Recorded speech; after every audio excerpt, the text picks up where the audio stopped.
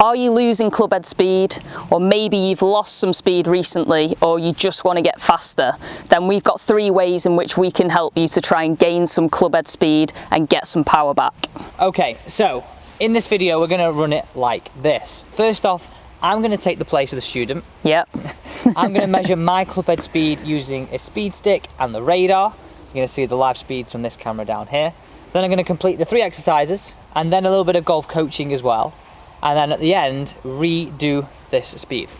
Now, many of you are probably thinking right now, well, you can't gain that much speed in such a short space of time. Well, I'd argue differently. If you actually do some exercises, get your body loosened up, actually important for a warm-up as well, you can actually gain a lot of speed. Now, if I can gain at least 1 mile an hour in 5 minutes on this video, what can you do over an 8-week period? Okay, so Alex, we got the speed stick. Okay. We're going to have a little look at your swing speed before we do anything to have a bit of a benchmark to then compare back to. So as we were saying, I think most people imagine the sort of golden number to be about 100 mile an hour, yeah, particularly out on the golf course as well. And I know a lot of amateurs are trying to achieve that 100 mile an hour figure. So let's see where you are in relation to that. How and many then let's do 3, and we'll take the best one of the 3. And we're doing back and through, or starting from the start? Yeah, so normal golf swing, you're going to start, pause in between each one, so you can just compose yourself, take your time, and then go again. I think the important thing, I've done this similar stuff to this in the past, and I've just tried to swing this like an idiot, really. Yeah, I mean, the thing with the speed sticks are they're designed to be increase your speed, obviously, so we want an element of trying to be faster than you naturally are. I think in terms of just measuring for this perspective is to keep it within the realms of how you would swing, but maybe put 50% more effort in than you would do if you were teeing up on the course. If you were trying to hit a bit of a longer drive. Yeah, if you're trying to give it a bit and gain sort of 10 yards, that type of swing. 94. Okay. I'd say a little bit quicker, so a bit more into this one. 101. Okay. And again, a little bit more this time. There we go. 112. Okay, good. So you can see the difference there in terms of, if I'm honest though, I'd probably regular swing to a bit more. Yeah, I'd probably be between, if I'm honest, on the golf course, the second and the last one. So yeah. I'd say probably, I know we're taking the best there, but I'd argue probably 108 would be a comfortable average. Yeah. Yeah, and that's the key thing to remember. It's not Sunday best, because we get one of those drives around, maybe one a week for some people. So it's about taking that realistic average. So if we're taking those 3, we're ironing it out about 105, something like that. Which I think is a pretty good realistic thing. When I was on the golf course with a bit of trouble around me, that's where I'd be at. Definitely. Okay, let's now get into the first 3 exercises and the fitness element, and then into the golf, and we're going to retest this as well. Okay, now, so what is exercise number 1 for us? So exercise number 1 is what I'd call a fake throw. Okay. So a throw without the release, basically.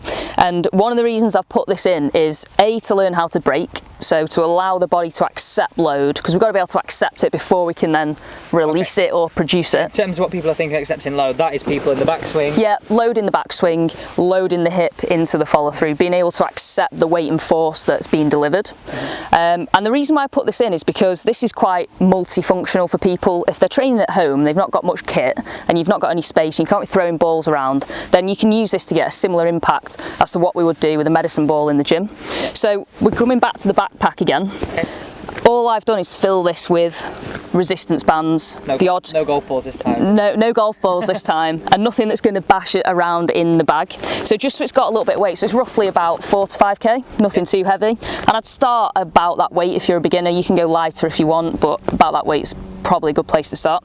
And all we're going to do is we're going to set up in a closer than normal golf stance. Okay. So we're basically going to do a chop down without throwing the bag. Okay. So we're going to make and create the same movement, and I think it's important to remember on this that you have a bit of intensity to it. This has to be a little bit powerful, a little bit of speed to it, like you're trying to be faster than you regularly would be. So make sure you've got a good grip on the bag, closer than normal stance, and all I'm going to do is I'm going to chop this up to the top here, step to the side, and load it across my body like this. So in terms of, you've probably started like, let's say about hip width. Hip width, and you've just gone slight step. Because what I'm looking to do is load into this right hip, me being a right-handed golfer, load it into this right hip here and accepting that weight and being able to stop without the weight pulling me over this way. So as one, it would look a little bit like this. We would come up to the top, and I'm going to stop it there. And we can do this both sides, so we'll be looking about 3 to 5 reps. It's quite demanding, you know, 1 rep, like, I could feel my heart going a little bit already after trying to put a bit of force into it. So then to go the other way, we would chop up at the top here, and we would come down that way and stop. And go opposite way. And would you repeat, no matter if you are left and right-handed, would you do both sides? I would do both sides on this one, because I think it just allows you to understand that motion of the hip. And also, regardless of whether you're right and left-handed, we have to be able to use the glutes both ways in a powerful perspective. Fab. It's now time for me to give this one a go. Yep. Okay, now time for exercise number 2. We've got the bag out again. Yeah, backpack's back.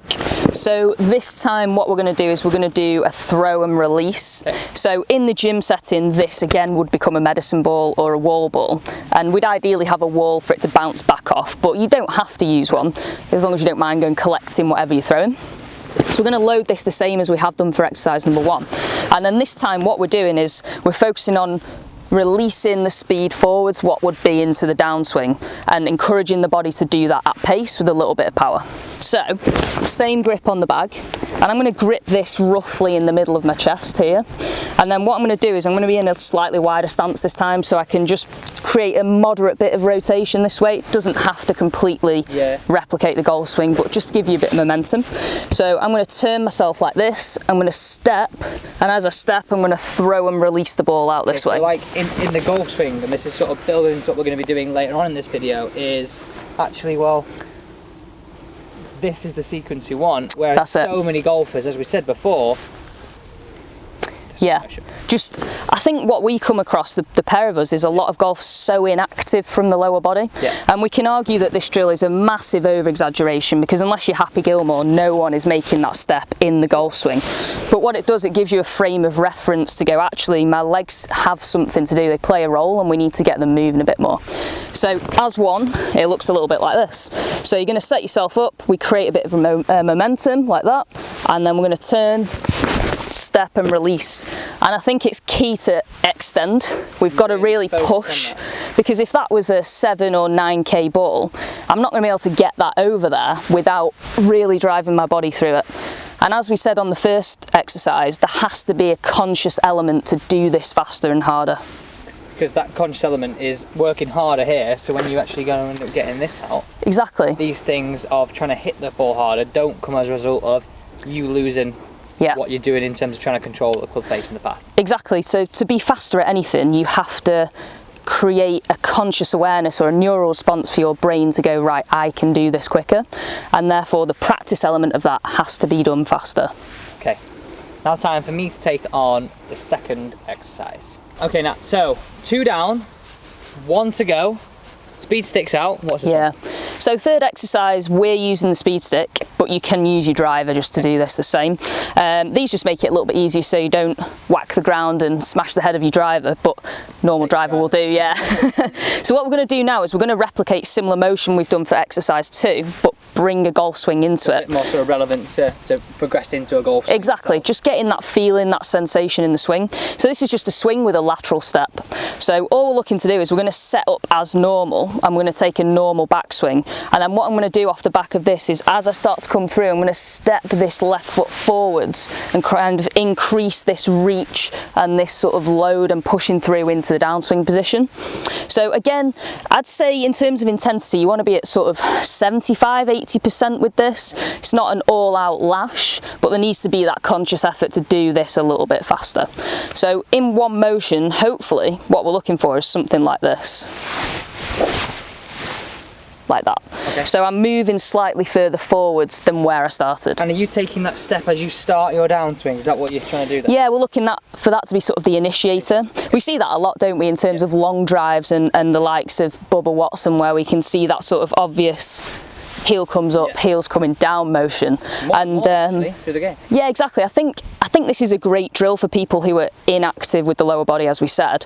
But maybe if you're not coming into that left hip very well in your downswing, this can be one that just sort of promotes a little bit of a feeling for you, which is quite nice. Fab. Okay, now time for the last exercise. We're then going to move into 1 minute of a little bit of golf coaching, and then it's time to retest.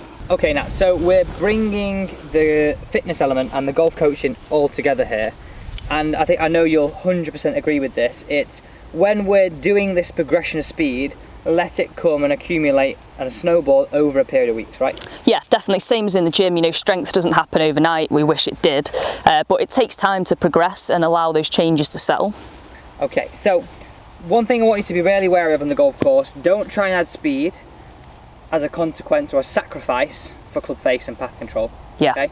Let that speed come through improving the aspects we've spoken about with Natalie, and then now into this. So everything that we spoke about was sort of, imagine I'm hitting towards you, was like this side. Yeah. Okay, so to sort of bring that all together, all I want everybody to do is just grab the golf club, place it sort of down outside your right toe, open up your hips, drag through, and really try and feel that width. So like you mentioned, I'm really trying to feel like this is my initiator, this has got some pressure in it, rather than... Yeah, really create that arc. Exactly that. So when you get over the golf course now, we can hopefully have a bit more confidence to take it a little bit further. Okay, Nat, so it's now time to retest. I've done all the exercises.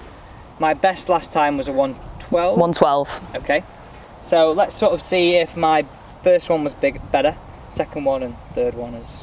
Fingers crossed, eh? Okay, there we go. Otherwise, the whole video was useless. Yeah, I don't know what I'm talking about. Okay, so 94 was the first one from memory. Then we went 103 or something like that? Yeah.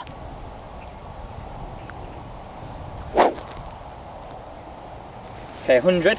Oh, nice. Okay, so a little bit faster. Okay, here we go. 108. Nicer. A little bit better. Okay, so 112. 112 to beat.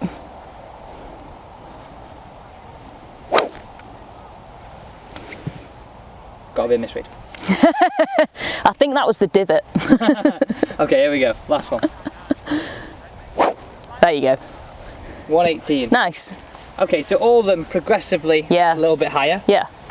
Admittedly, again, that last one would probably be a bit harder than I would like to go on the golf course.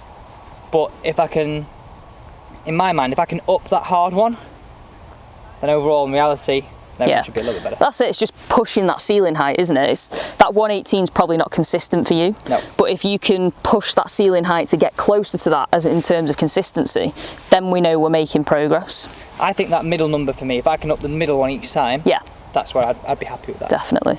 Okay guys, so that is all we've got time for in today's video. I do hope you enjoyed the video. Now, we mentioned this probably about 4 or 5 weeks ago now, about courses that me and Nat are developing together. Keep your eyes on my channel, keep your eyes on my social media and Nat's. All those links are down below because we have some more news dropping very, very soon.